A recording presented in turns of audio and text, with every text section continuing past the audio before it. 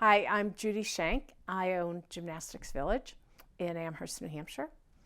Well, when we started, there weren't gymnastics schools like there are today. I had been teaching at a Y in Maryland, and I had been doing a lot of preschool gymnastics. And actually, at the Y, I was teaching everything, but I did preschool gymnastics. And I had worked with an instructor who was from Germany, where they had a lot of kinder gym and a lot of movement activities that were new and different, at least to me. And then I changed to another gym, and they made me the assistant gymnastics coach, which really had no qualifications for, but that's kind of how I got into it. What we teach now in gymnastics is so different than the way it was. The equipment has changed, the skills have changed.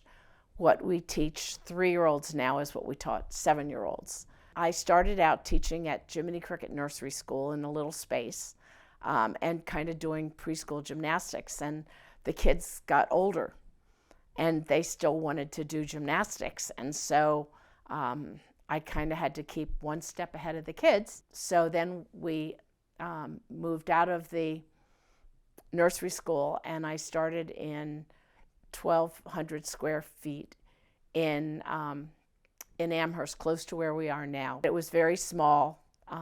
We had equipment that very few pieces, very few mats, nothing like we have now. Everything we did was kind of hand spotted. After another year or so, again, more kids. I wish I could say it was my business plan, but I opened, and 3 months later was the Montreal Olympics with Nadia Comaneci. And we went from 80 students to 350, just really because of Nadia Comaneci. We started to need more space, so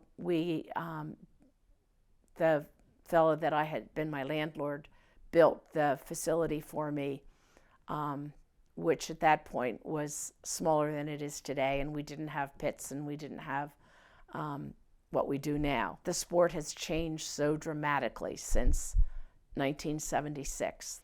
In the beginning, I would go to Boston once a week and I would take a coaching class, and then I would come back and I would practice, and we would learn what I learned that week, and then I would go back the next week so I could learn some more. And I was going to clinics and workshops and anything I could because the sport was changing so much, and I had not been a gymnast, so I had to get a lot of knowledge quickly. I had been working in Maryland, and we moved up here, and women seemed to bake bread, and they did not work. And so in the very beginning, it was a challenge to find daycare and to find help, and so it was an interesting time. My husband had to sign all money situations.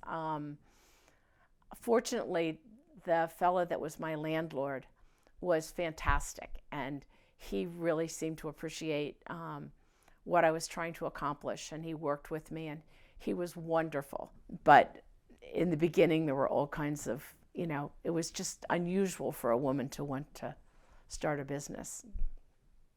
My mom was a really wonderful, interesting woman.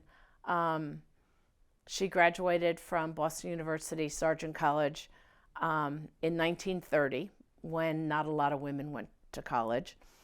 And she worked at the YWCA in Massachusetts, and then moved to Reading, Pennsylvania. And she was director of the camp, the Y camp in the summer, and she taught at the Y. She always told me that you had to be, when opportunity knocked, you had to be listening. So people would call her and say, "Ruth, could you do this?" And she'd say, "Oh, well, I guess I can." She taught dance, all kinds of dance. She ran square dances. I just grew up following her and watching her teach. and always wanted to do the same thing. So she was just someone who did lots of stuff, and she was a great example of being involved in your community and working while you're bringing up a family.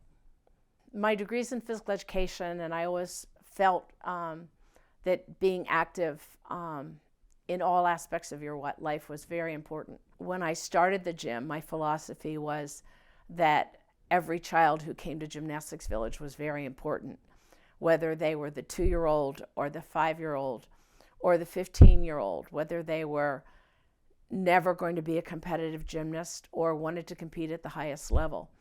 And each one had a place, and each one was important. And I think we fulfilled that. We've had high-level competitive kids. We've had kids that have won at the national level.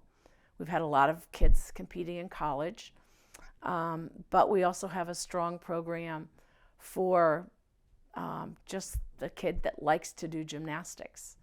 And I've always felt that the motto of Gymnastics Village and of USA Gymnastics has always been, begin here, go anywhere. And I've always felt that's very important.